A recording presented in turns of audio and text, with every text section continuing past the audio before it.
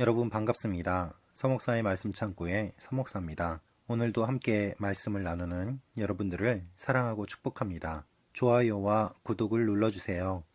여러분과 함께 더 많은 말씀들을 나누기 원합니다. 오늘은 마태복음 2장 1절에서 12절 말씀입니다. 오늘 말씀은 예수님께서 태어날 때의 일을 기록하고 있습니다. 동방에서 박사들이 와서 예수님을 경배하려고 합니다. 그들이 헤롯을 먼저 만났습니다. 헤롯은 동방 박사의 이야기를 듣고 질투합니다. 그래서 예수님을 죽이려고 계획을 세웁니다. 순수하게 예수님을 찾아 나선 동방 박사들과 예수님을 시기하고 질투하여 예수님을 죽이려고 계획을 세우는 헤롯의 이야기가 대조적으로 기록되어 있습니다. 오늘 이 말씀을 통하여서 하나님께서 우리에게 주시는 내용을 함께 묵상해 보기를 원합니다. 1절, 2절 말씀입니다. 헤롯 왕 때에 유대의 베들레헴에서 예수께서 태어나시자 동방에서 박사들이 예루살렘에 찾아와 물었습니다. 유대 사람의 왕으로 나신 분이 어디 계십니까? 우리는 동방에서 예수의 별을 보고 경배 드리려고 왔습니다. 오늘 말씀은 얼마 전 제가 수요 저녁 예배 때 설교했던 내용이기도 합니다. 그러나 하나님의 말씀은 묵상하면 묵상할수록 항상 새롭고 또한 새롭게 다가옵니다.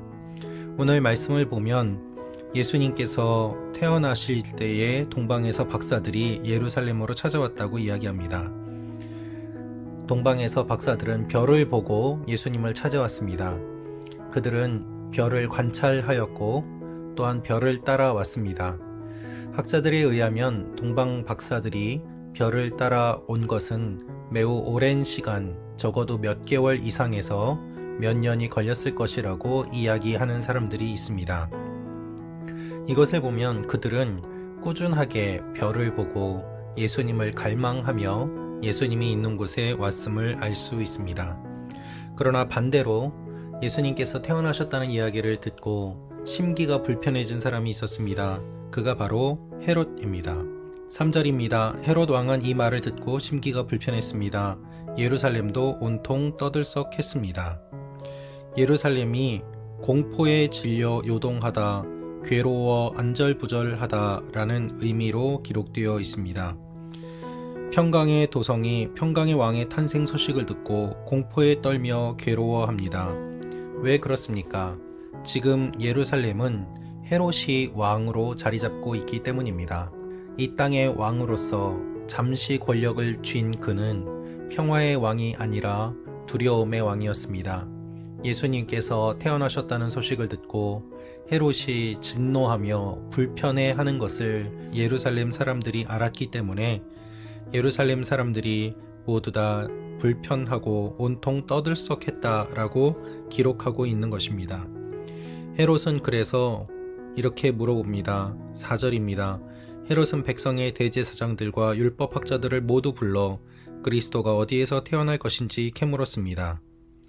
헤롯이 대제사장들과 율법학자들을 모두 불러서 예수님께서 어디에서 태어날 것인지 캐물었다는 것을 보면 이미 대제사장들과 율법학자들을 통하여서 동방에서 박사들이 왔고 예수님이 태어나게 될 것이라는 것, 그리고 예수님이 이 땅에 오셨다는 것을 사람들을 통해서 소문이 나고 또 이스라엘 모든 백성들에게 알려졌을 것이라는 것을 짐작해 볼 수 있습니다.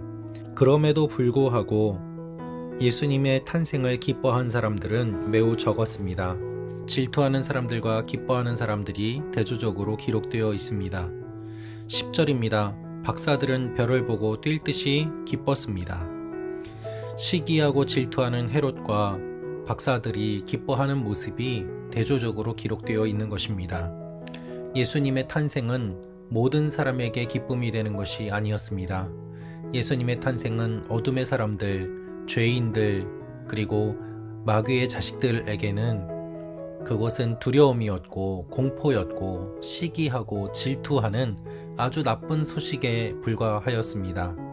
그러나 하나님의 말씀을 사모하고 하나님의 임재를 기다린 사람들, 주님께서 이 땅에 오실 것을 사모하고 기다렸던 사람들에게는 예수님의 탄생은 기뻐하는 소식이었고 또한 그 기쁨이 널리 퍼져나가야만 하는 복음이었습니다. 그래서 동방에서 온 박사들은 아기에게 경배하고 자신들이 가져온 것을 예수님께 드리는 모습을 보게 됩니다. 하나님께서는 그들을 지켜주시고 그리고 또한 헤롯에게로 돌아가지 말라고 말씀하십니다. 12절입니다. 그리고 그들은 꿈속에서 헤롯에게 돌아가지 말라는 지시를 받고 다른 길을 통해 자기 나라로 돌아갔습니다. 여러분, 같은 사건을 보면서도 서로 다르게 바라보고 해석하는 사람들이 있습니다.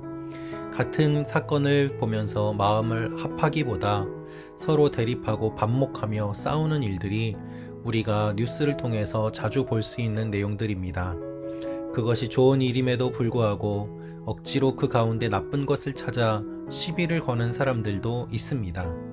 그렇게 하는 것이 마치 자신의 사명인 약 그렇게 목숨 걸고 나쁜 것만 찾아다니고 바라보고 살펴보는 사람들이 있습니다.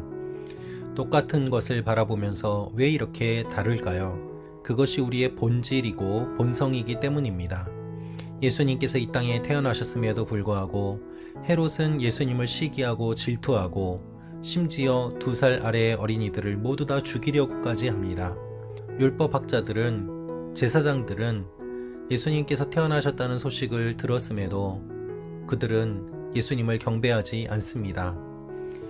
이것이 성경이 보여주고 있는 내용입니다. 따라서 우리는 모든 사람에게 모든 것을 맞추어 줄 수는 없음을 알아야만 합니다. 그렇게 할 때에 정신병에 걸린다고 많은 학자들이 이야기를 합니다. 우리가 해야 할 것은 우리에게 말씀을 주시는 분, 그리고 우리가 지켜야 할 복음, 가치, 중요한 것, 거기에 집중하고 또한 그것을 지켜야만 합니다. 예수님을 기뻐해야 합니다. 복음을 기뻐해야 합니다. 하나님을 기뻐해야 합니다. 말씀을 기뻐해야 합니다.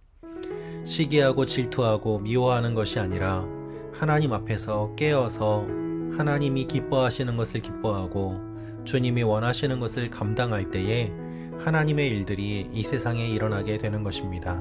그리고 기쁨에 참여할 수 있게 되는 것입니다. 우리가 기쁨을 누리지 못한다면 정말 기뻐할 것을 기뻐하며 마음을 함께하고 있는지 돌이켜 보아야만 합니다. 교회 안에서도 마찬가지입니다.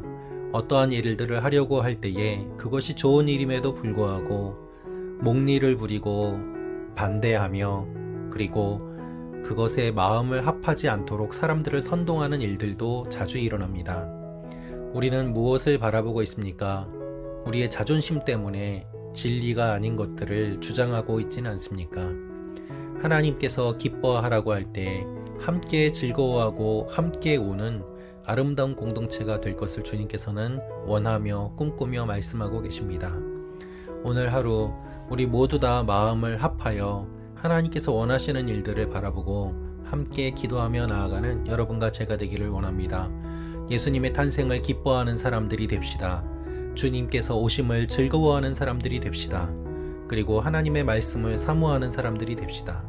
이 일들을 통하여서 하나님께서 여러분의 삶 가운데 놀라운 일들을 이루어 주실 것입니다. 기도하겠습니다. 아버지 하나님, 우리가 주님을 사모하며 하나님의 일을 함께 기뻐하는 사람들 되게 하여 주옵소서. 하나님의 일들이 선포될 때에, 진행될 때에 방해하며 또한 딴지를 걸며 그것에 대해서 나의 입장만을 이야기하는 것이 아니라 나의 생각을 접어놓고 주님의 말씀과 주님의 계획에 순종하며 함께 기뻐하며 나아가는 하나님의 사람들이 되게 하여 주옵소서. 예수님의 이름으로 기도합니다. 아멘.